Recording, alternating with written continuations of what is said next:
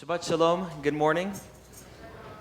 Our parasha this morning is called Beha Alo Techa, which means when you mount or when you raise up, referring to God's instructions to Aaron about lighting the menorah in the tabernacle, which ultimately became a sign of the Jewish people. Now our parasha goes from Numbers 8 all the way to 12, and in the first couple of chapters, we deal with some important information. If you haven't had a time or a chance to read it, I would encourage you to do so. Here we see how the Levites are the representatives of the people of Israel. They would literally pray, lay their hands on them as the Levites represent the nation. We also see a legal issue in Numbers 9. What happens if Passover comes, but you're ritually impure and you're not able to celebrate it? What do you do? If you don't know the answer, you're going to find it in Numbers 9. All very fascinating. But then we come to Numbers 10, which is a very exciting and a key point in Israel's history. Finally, after months and months of being at Mount Sinai, we arrived at Mount Sinai all the way back in Exodus. Now, after months of being there, we are finally ready to go and head off to the Promised Land, which was given to us and promised all the way in Genesis. Hundreds of years later. It is like a graduation. We are finally on our way. Now, we're not entirely sure where Mount Sinai is in the wilderness. People have different theories. But what we do learn from this parasha is how God had guided Israel in the wilderness to bring them to their place. And in here, we find an important lesson for us this morning. You see, in Numbers 9, Moses explains that when the tabernacle is set, so remember the tabernacle, you have the nation of Israel encamping around it. When the tabernacle was set, there was a cloud that would be over, and this would represent the presence of God. It would be over it in the daytime, and in night it would be like a fire. And as long as this cloud was over the tabernacle, Israel would remain there. They wouldn't move. However, when the cloud was lifted, and it would move to one location, Israel packed up. They packed up the tabernacle. They packed up their tents. They packed up everything. They even blew the shofar to tell everyone, we are ready to go. And I love this model because it shows us that Israel was always watching. They're always watching for the Lord. They're always waiting on the Lord. They were very aware of his presence there, and they wanted to follow him. Numbers 9:21 reads, when the cloud was lifted in the morning, they would move out. Or if it remained in the daytime and at night it went out, they would set out as well. No matter night or day, they followed the Lord. His presence was always before them. And we're called to have a similar lifestyle. In Deuteronomy, the book of Deuteronomy, when it speaks about the laws that were given, you might be familiar with the command where Moses tells us you're supposed to put the law on your hand and on the forehead and on the doorpost of your house. Why? Because it's always supposed to be before you. We're always supposed to keep in mind and be watchful of God's presence and what he is doing. Now, unfortunately, today it's easy to get distracted, to get busy, to forget about the commands of God or the fact that he's with us here this morning and be watchful for what he's doing.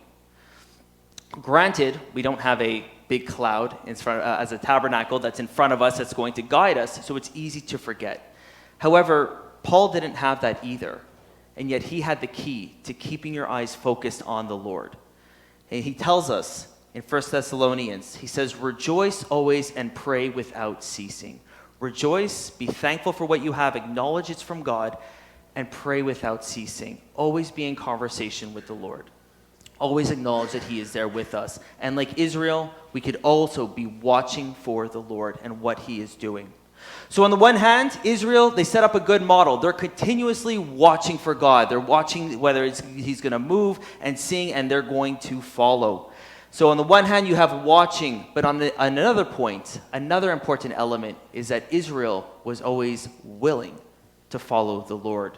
At no point did the cloud go and they go, you know what, we just landed here. I don't feel like packing up again. They were ready to pack up and follow after him.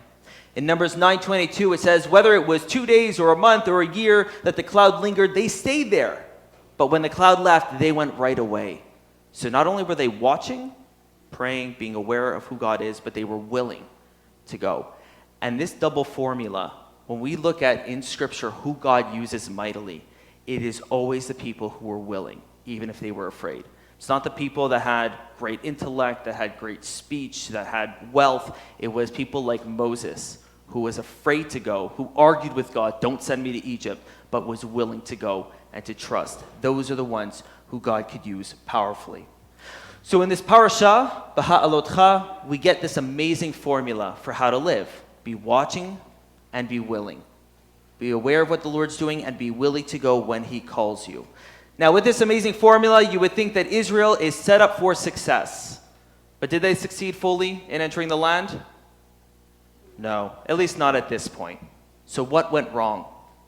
As you read past Numbers 10, you get to 11, and you get to 12, which is our Parasha, you start to see the old issues coming back up. Even though they had the model for success, remember on their way from Egypt to Sinai, they complained. They said things are not good. And then we have this event at Sinai. They have all the instructions. Now they're leaving Sinai to go to the promised land. But once again, you see the complaints starting to happen. And it's not just the complaints from Israel. It's from the laymen all the way to the leadership. They were unhappy. And we may say, who doesn't complain? What's the big deal, right? Why is it such a large matter? But the thing is that in the context, we see that they took their eyes off the Lord, off of following him, and they started focusing on themselves. They started comparing themselves to, back then, you remember all the food we used to have in Egypt, how much better it was in Egypt. Now we have this manna. We want our lemons, our cucumbers. We want to go back. They forgot how bad it was. They were comparing their situation to back then. And then another complaint you see is with Aaron and Miriam against Moses, where they say, Moses, who put you in charge? Doesn't God speak through all of us? Why are you calling all the shots? Once again, instead of focusing on the Lord, they began to focus on themselves and compare themselves with each other. I should be greater. They say, if you want to have no joy in your life, play the comparison game. Compare yourself with others. That will rob all the joy. Instead, what we have here in Parasha is not only the winning formula for serving the Lord, to be watching and to be willing to go after him and what he calls you, but we also have the warning. The warning is, don't compare yourself to others. Don't compare yourself to your past, whether it was, it was so great back then, or, I can't believe I did that. And Paul is a great model for this. Paul could have said, you know what, I used to be top of the charts. I used to be the top of my class. I used to have all the respect of the people. But he didn't do that. Or he could have said, I have great guilt and I just live in the past. But he didn't do that either. What was his model to keep his eyes focused? He tells us in Philippians 3. He says that he is forgetting what lies behind and he reaches forward to what lies ahead, pressing on to the goal for the prize of the upward call of God.